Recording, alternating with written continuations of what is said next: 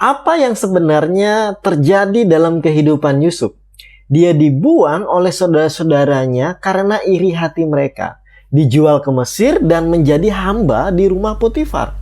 Dicobai oleh si tante Potifar, dituduh melakukan pelecehan hingga harus dipenjara.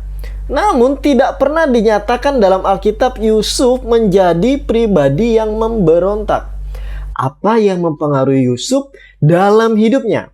Yuk kita simak ulasannya dalam video berikut ini.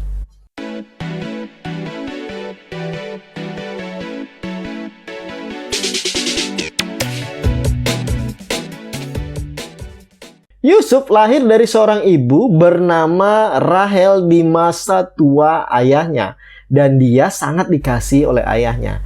Dia bermimpi bahwa dirinya menjadi raja atas ayahnya dan saudara-saudaranya.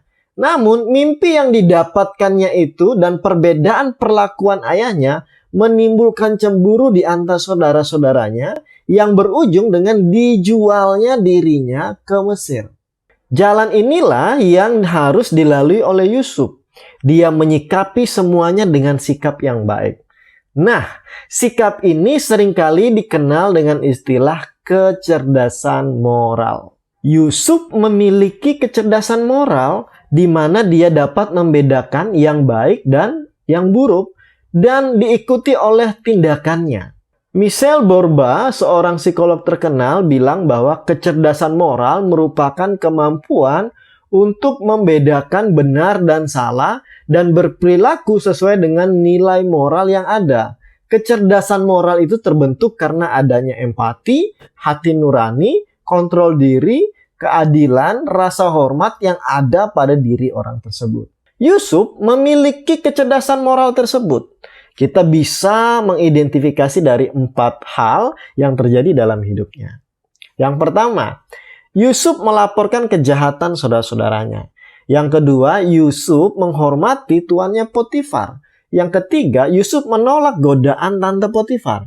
Yang keempat, Yusuf tidak menggerutu atau mengeluh karena juru minum hampir melupakan kebaikan Yusuf pada waktu di penjara. Jika kita melihat kehidupan Yusuf, kita tidak bisa lepas dari kehidupan Yakub. Dan jika kita melihat kehidupan Yakub, maka tidak bisa dilepaskan dari karya Allah dan perjumpaan Allah dengan Yakub sendiri.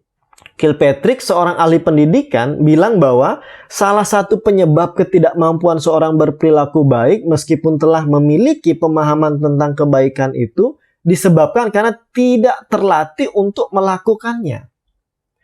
Tindakan-tindakan moral yang baik yang dilakukan Yusuf bersumber dari kebiasaannya dalam berperilaku. Kedekatan terhadap ayahnya, Yakub, menjadi indikasi utama Yusuf memperoleh kecerdasan moralnya.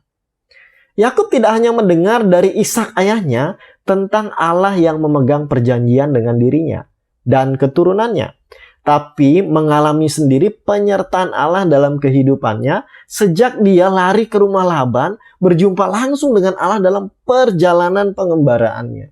Sehingga kepercayaan terhadap Allah dan norma-norma akan kehidupan bersama dengan Allah itu sangat kental dimiliki oleh Yakub serta diajarkan kepada anak-anaknya, khususnya Yusuf. Kepercayaan Yusuf terhadap Allah sangat besar dipengaruhi oleh Yakub sang ayah. Dan kepercayaan kepada Allah inilah yang membentuk kecerdasan moral Yusuf.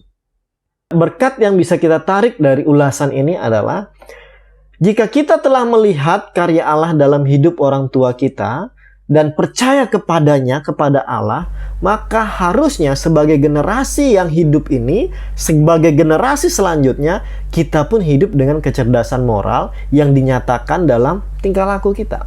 Ataupun jika kita mengalami langsung karya itu dan mempercayai Allah yang hidup, pencipta langit dan bumi, yang olehnya kita mengalami keselamatan oleh Yesus Kristus, maka kehidupan dan kecerdasan moral kita haruslah juga terlihat dalam keseharian kita. Semoga memberkati kita semua. Jika video ini bermanfaat dan memberkati kamu, silakan subscribe, like, dan bagikan. Serta jangan lupa untuk nyalakan notifikasinya.